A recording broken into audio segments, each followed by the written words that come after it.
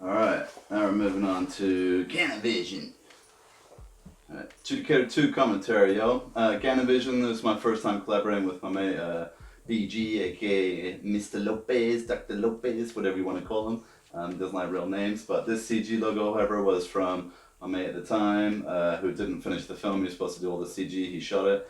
Chava, he's a wicked guy, he actually did this shot. This is my favorite thing, the whole production really. I think we came back, we did the titles later, but he gave me that shot and I just set up my excitement for what the CG could be. But I think in the end it was just too much for him and he just couldn't be bothered, so he quit and I begged him and stuff. We fell out. He lived with me a couple of times. He moved in and out, so we had a bit of back and forth. But later on, he paid his dues and then he made it all worthwhile in the end, which you'll see later. This shot he was working on had some rocks in it. I thought it looked great. He thought it looked a bit rough, but in the end he just kind of quit the whole production. We only had that one shot. That's all I got off him about for months or half a year waiting.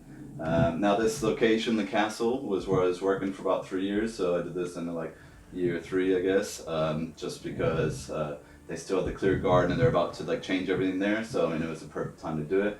The villain in this one, the same hoodie as Adjudicator 1 for my film school film that I worked on, that I was a camera up on. And then plus I've got a jillabot from Morocco, so he's wearing the jillabot underneath and then the hoodie on top. I got him like throwing sort of plastic sort of blades at me, I think a couple hit me, it didn't really hurt, but Now I went back to my CG guy from the first one, Olive Fatilla, and he helped out with that shot.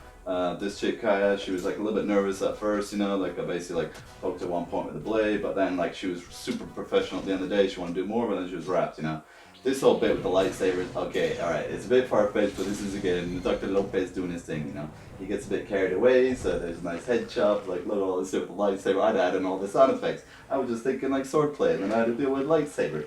Love that shot. This crowd replication thing, I mean Chapa was working on it for ages, so I was super excited, and that's why I really wanted him to do it, to do this shot, and then of course he quit, so we had to do this all with Dr. Lopez, Canavision. And then that's the finale, Adjudicator 2, baby. So this is probably my first of the fake trailers. I always used to criticize fake trailers, but now, like between my music videos and all that, I kind of go back and forth and I love them. So it was always like the hope someone would see it, be like, hey, I'll give you money to do a feature, which like, yeah, whatever. I'm not even like trying. I mean, I do have all that stuff like written out and planned, but I don't think it's going to happen anytime soon. Coming to crowdsourcing, I think we did, but yeah, that never really happened. And then that fast rewind he did at the end, ooh, that was a highlight. That was Mr. Gannon, good at work. Alright, okay, peace y'all. That's it for Adjudicator 2.